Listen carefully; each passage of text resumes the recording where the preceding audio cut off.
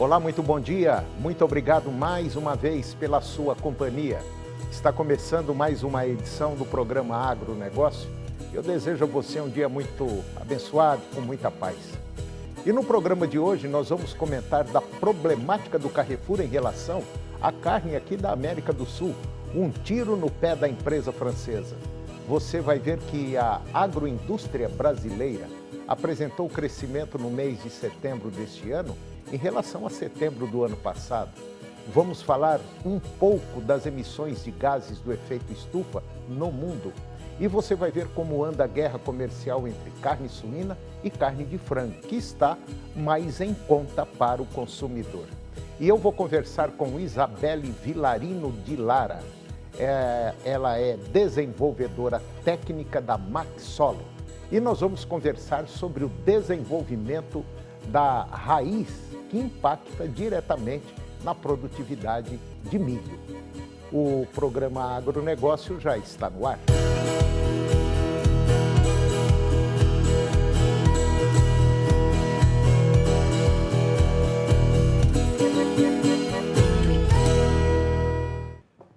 Eu começo o programa de hoje falando do mercado, da problemática do Carrefour em relação à carne aqui da América do Sul.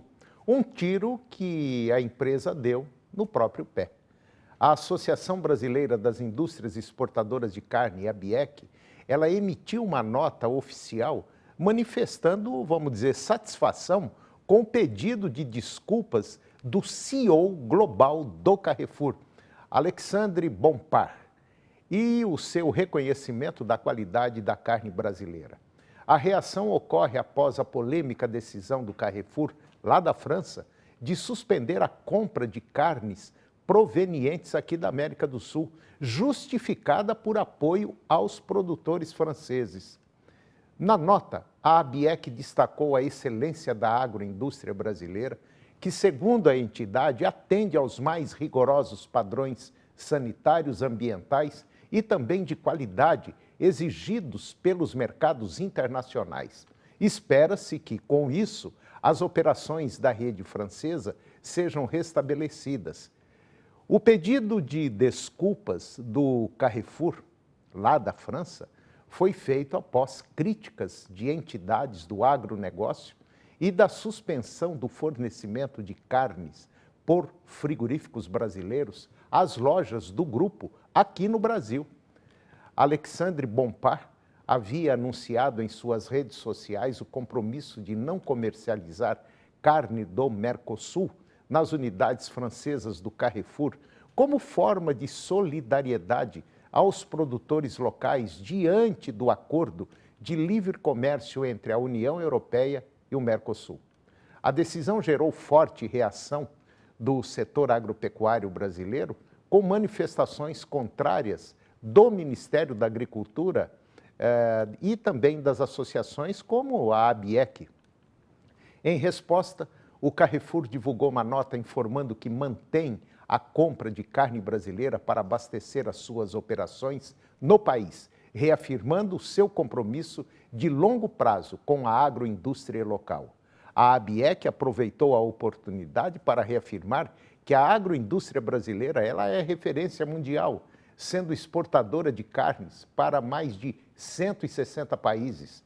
A defesa enfática do setor será sempre o nosso foco. A agroindústria brasileira ela é exemplo de produtividade e compromisso absoluto com o consumidor, esteja ele no Brasil ou em qualquer outro país do mundo. E agora você vai ver que a agroindústria brasileira apresentou crescimento no mês de setembro deste ano em relação a setembro do ano passado. De acordo com pesquisa da FGV Agro, o setor agroindustrial brasileiro apresentou um crescimento de 1,6% no volume de produção em setembro deste ano, na comparação com o mesmo mês do ano passado. E esse desempenho ele foi impulsionado exclusivamente pelo segmento de produtos não alimentícios, que avançou 4,5% no período. Por outro lado, o segmento de produtos alimentícios e bebidas teve uma queda de 0,7%, reflexo da redução na produção de alimentos de origem vegetal. As perspectivas para o próximo trimestre, elas são otimistas, com a FGV Agro projetando uma expansão de 3,1% em relação ao mesmo período do ano anterior. Se essa estimativa se confirmar, a agroindústria deve encerrar 2024 com um crescimento acumulado de 2,7% em comparação ao ano passado. Ambos os segmentos devem contribuir para esse desempenho positivo. Produtos alimentícios e bebidas com alta anual estimada de 2,9%, enquanto produtos não alimentícios devem crescer 2,5%. Entretanto, o estudo destaca que a taxa de câmbio é uma variável crítica no modelo de projeção e, devido à sua alta volatilidade, ainda há incertezas em relação ao fechamento do ano, embora a previsão inicial seja de uma expansão de 2,7%, revisões futuras podem ajustar esse número para algo em torno de 2,5%. Mesmo com essa possível revisão, o crescimento projetado continua a indicar um ano positivo para a agroindústria, refletindo a sua importância na economia brasileira. O desempenho do setor ressalta a resiliência e diversificação da agroindústria, que segue se destacando mesmo diante de desafios econômicos mundiais e oscilações cambiais. A combinação entre a força dos produtos não alimentícios e a recuperação projetada para o segmento de produtos alimentícios e bebidas reforça o papel estratégico do setor no desenvolvimento do Brasil. E agora vamos falar um pouquinho de emissões de gases do efeito estufa no mundo. Na resenha que cita ações que podem se beneficiar do mover e combustível do futuro, com base em dados da Climate Watch, Vigilância Climática, que o setor de energia responde por 73% das emissões de gases de efeito estufa no mundo. A agricultura e o campo representam apenas 18,4% do total. Só lembrando que o mover e o combustível do futuro são programas de governo federal que visam a descarbonização de veículos e a redução de emissões de gases de efeito estufa. Enquanto o projeto Mover amplia os investimentos em eficiência energética voltados para a indústria de carros e estimula a produção de novas tecnologias nas áreas de mobilidade e logística, seguindo a estratégia do Rota 2030, o combustível do futuro inclui incentivos para os biocombustíveis, criando mandatos para o SAF, por exemplo. SAF é combustível sustentável de aviação, e também o diesel e tantos outros meios energéticos. Quanto à emissão de CO2 por país, a China responde por quase 33%. Seguida pelos Estados Unidos, com 12,6%, a Índia, 7%, Rússia, 5% e Japão, 2,8%. Os 5 maiores respondem por 60,3% do total de emissões de gases do efeito estufa no planeta. O Brasil está na 14ª posição, com apenas 1,2% do total, abaixo da Turquia, que mantém aí 1,25%, e acima da África do Sul, com 1%. Com uma matriz energética baseada principalmente em fontes hídricas, solar e eólica, o Brasil conta com uma vantagem sobre as principais economias do mundo movidas a petróleo, gás e carvão. Em 2023, o consumo de combustíveis veiculares no Brasil atingiu 129,6 bilhões de litros. E desse total, Mais da metade, 65,5 bilhões de litros, 50,5% do total, são representados pelo diesel. Gasolina e etanol vêm em seguida com 62,2 milhões de litros, dos quais 46% são referentes a etanol anidro e hidratado, ante 54% de 2019, percentual recorde naquele ano. E agora vamos comentar da guerra comercial entre carne suína e carne de frango, que está mais em conta para o consumidor. Levantamentos do CPEA indicam que a competitividade da carne de frango em relação à carne suína atingiu o maior patamar desde novembro de 2020. Na parcial deste mês, até o dia 19, o preço médio do frango inteiro apresenta uma diferença de 6,6 reais por quilo a menos em comparação com a carcaça especial suína, representando um aumento de 14,4% na competitividade em relação ao mês de outubro. Especialistas do CPEA apontam que esse movimento ele é reflexo das valorizações mais expressivas na carne suína, enquanto os preços do frango eles seguem subindo em ritmo mais moderado. O mesmo fenômeno é observado na comparação com a carne bovina, que também registra elevações mais acentuadas em novembro. E esse cenário consolida o frango como uma alternativa mais acessível para os consumidores, reforçando a sua posição como proteína essencial na mesa dos brasileiros. Pesquisas do CPEA revelam que os preços do suíno vivo e da carne continuam em alta aqui no Brasil, superando em algumas regiões as máximas nominais das respectivas séries históricas. Essa valorização tem sido impulsionada pela forte demanda interna e externa, além das dificuldades em encontrar novos lotes para animais para abate. No entanto, a competitividade da carne suína frente à carne bovina atingiu seu nível mais alto desde junho de 2023, devido ao aumento consistente e forte das cotações do mercado do boi. Por outro lado, quando comparada com a carne de frango, que é considerada mais acessível, a carne suína tem registrado uma redução na competitividade neste mês. Isso reflete um cenário em que o mercado interno suinícola continua aquecido, mas a pressão de custos e a competitividade com outras proteínas influenciam as dinâmicas de preço no setor. E depois de intervalo eu vou conversar com Isabelle Vilarino de Lara. Ela é desenvolvedora técnica da Maxolo e nós vamos conversar sobre o desenvolvimento da raiz que impacta diretamente na produtividade de milho. Nós voltamos já, é um minutinho só.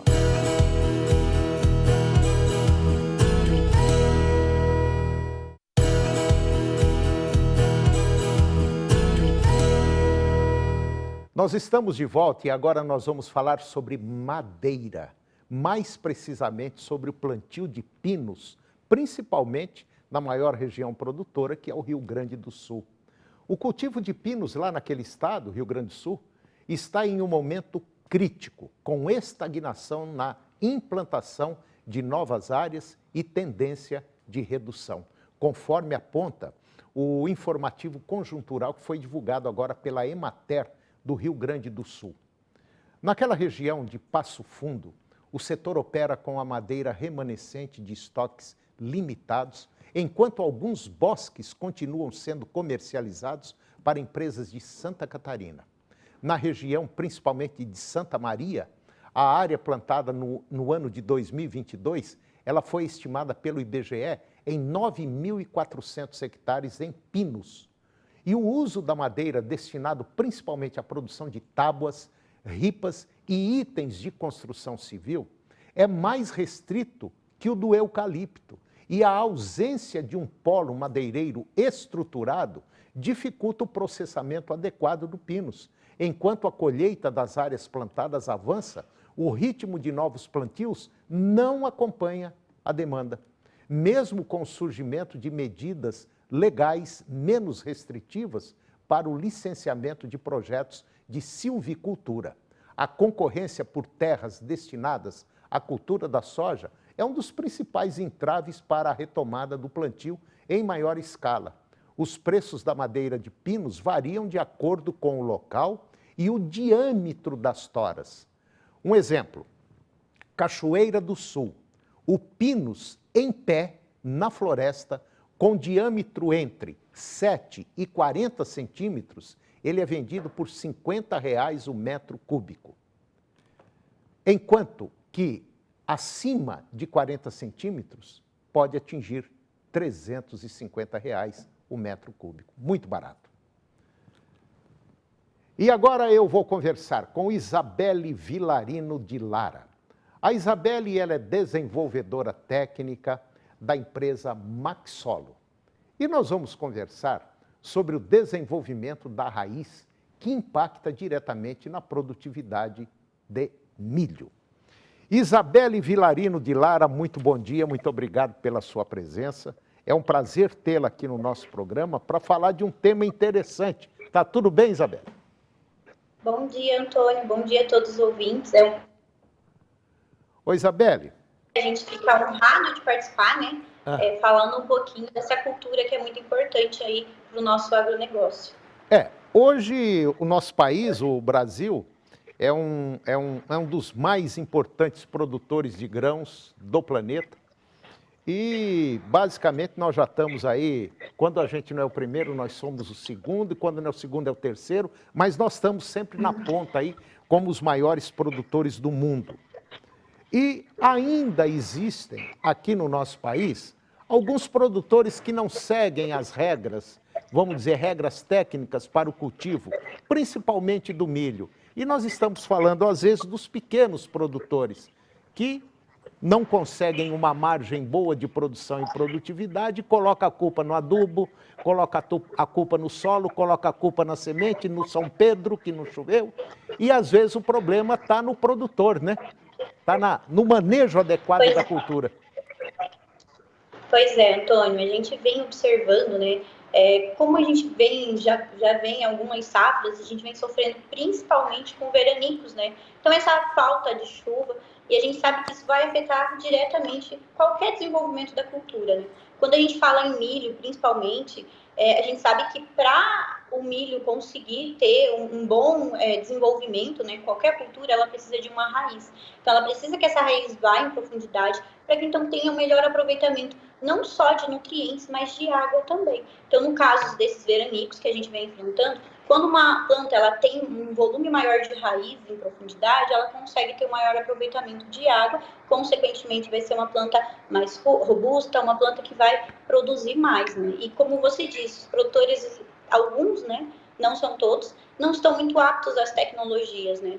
Então, a gente fala que a raiz, basicamente, ela é a boca da planta. Então, a gente precisa que a gente tenha essa raiz aí em profundidade para que a gente consiga, então, ter grandes produtividades e que a gente consiga, então, alcançar a cultura, consiga ter o seu outset produtivo, né? A raiz é a base, basicamente, de tudo, né? Agora, Sim. Quando a gente fala em raiz, nós também precisamos ter um solo adequado, um preparo do solo adequado, sem o famoso pé de grade, né, que impede a penetração de raízes. Mas nós também temos que dar comida para essa semente, para que ela consiga ser uma planta robusta. E é onde entra, por exemplo, a Maxolo, correto? Sim, exato, Antônio. Então, a gente sempre fala, a Maxolo, né, é uma empresa catarinense, é uma empresa brasileira, né? A gente já tem anos aí de mercado e é uma empresa referência em tecnologia e inovação. Então, a gente vem investindo aí em tecnologia e inovação e trabalhando principalmente com sulfato de cálcio. Hoje, a gente tem um produto que é o Sulfabor, né? Que ele é sulfato de cálcio com 2 fontes de boro. O que isso traz de benefício para a cultura, né? O cálcio, principalmente, ele é responsável por melhor enraizamento. Então, ele vai melhorar essa parede celular, vai deixar essa planta mais robusta, vai ter um desenvolvimento melhor dessa cultura, né, caso venha as veranico.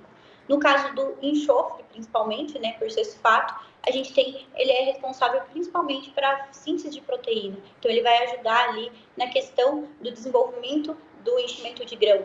E aí a gente tem o boro. O boro ele é muito importante, principalmente na fase inicial ali da cultura, né? Nas raízes secundárias, que vão ser as principais por absorver os nutrientes, né? A comida da planta, né? E, consequentemente, a gente tem esse boro de liberação gradual que vai nutrir a planta até o final do ciclo. Então, a gente fala que trazendo tecnologia, a gente consegue unir, né? Colocar nutrientes sinérgicos que consiga nutrir essa cultura do início ao fim, que é quando ela precisa, né? Então, isso, trazendo essas tecnologias, a gente consegue, então, ter uma planta um pouco mais, digamos, robusta, tolerante a esses estresses, para que ela consiga encarar, então, esses veranicos, né, essa falta d'água, de forma mais tranquila e consiga, então, a gente consiga gerar produção, consequentemente, maior produtividade. Né? E vocês hoje atuam no Brasil todo? A gente atua na região sul, é o nosso maior mercado, principalmente. Estamos atuando também em Minas, MS, alguns estados a gente já está avançando. Hoje, o nosso maior mercado mesmo é Rio Grande do Sul, Santa Catarina e Paraná, né? Mas, atualmente, a gente já está indo para outros mercados também. Porque o que a gente tem que observar, principalmente você que está nos acompanhando e planta milho, principalmente voltado para pequenos produtores aí, que suínos, aves, produtores de leite, lá no Rio Grande do Sul tem uma área muito grande disso aí, mas aqui na região centro-oeste nós estamos já tendo aí, como a Isabelle falou, alguns problemas, principalmente com condições climáticas, e a gente precisa, vamos dizer assim, garantir a nossa produção e produtividade. Então, quanto mais resistente, mais forte for o sistema de raiz, do enraizamento, mais profundo essa raiz vai descer e com maior condição de pegar a água lá embaixo, e não só água, como nutriente também. E automaticamente, se a base é boa, se a base radicular é boa, consequentemente nós vamos ter uma planta muito mais produtiva. Qualquer 5, 10% de produção e produtividade já significa alguma coisa, né, Isabelle?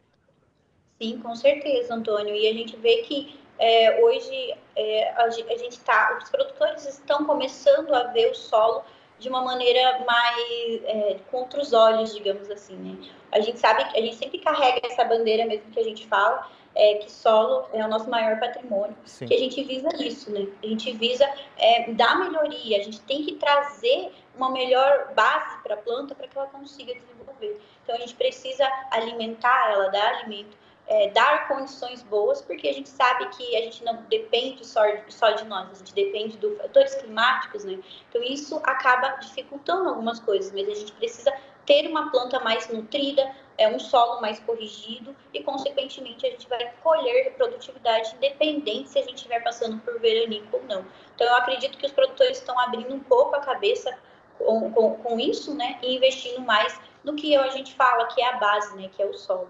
E a gente tem que observar um dado muito interessante, é que durante muitos anos a gente vem colocando muitos produtos químicos no solo, e isso com o tempo, ele vai, vamos dizer, desgastando os componentes químicos que tem ali dentro, e cada vez mais a gente precisa colocar mais adubo, e isso não é legal.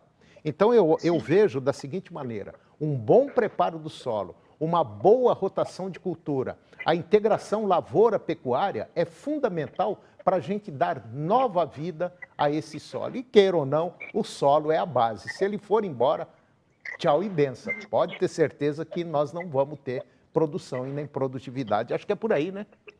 Exatamente, Antônio, exatamente. É isso, a gente precisa, como você mesmo disse, né? A gente precisa cuidar desse solo, né? Trabalhar ele, dar condições, dar né? vida para ele, né? Tipos de raiz. Exatamente, trazer vida, ter um solo vivo, né? Para que a gente consiga ter uma resposta ali em produtividade, que é que todos os produtores querem, né? Tá certo. Bom, eu conversei com Isabelle Vilarino de Lara, ela é desenvolvedora técnica da Maxolo, uma empresa lá de Santa Catarina, que trabalha com produtos aí diferenciados no mercado para aplicação no solo, principalmente à base de cálcio, enxofre e boro, e que vem dando aí um resultado muito bom. Isabelle Vilarino de Lara, muito obrigado pela sua participação, pela sua presença, foi um prazer tê-la aqui e eu espero trazê-la mais vezes, ok? Muito obrigado, um grande abraço. Eu que agradeço, Antônio. Um grande abraço para todos. Tchau, Obrigado. tchau. Tchau. E o programa de hoje chegou ao fim. E eu termino o nosso programa com a seguinte frase: a felicidade não se resume na ausência de problemas, mas sim na sua capacidade de lidar com eles. Muito obrigado pela sua companhia, que Deus os abençoe e até o próximo programa.